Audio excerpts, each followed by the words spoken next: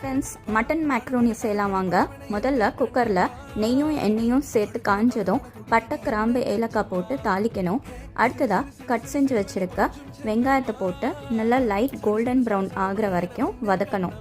அடுத்து க்ளீன் செஞ்சு வச்சுருக்க மட்டனை 2 நிமிஷம் போட்டு வதக்கணும். அடுத்ததாக இஞ்சி பூண்டு பேஸ்ட்டு சேர்த்து பச்சை வாசனை போகிற வரைக்கும் வதக்கிட்டு தக்காளி சேர்க்கணும். தக்காளி வெந்ததும் மஞ்சத்தூள், மிளகாத்தூள், தனியாத்தூள் ஆப்ஷனல், கரம் மசாலா, உப்பு போட்டு வதக்கிட்டு கூட கொஞ்சம் கொத்தமல்லி, புதினா கையளவு போட்டு வதக்கணும்.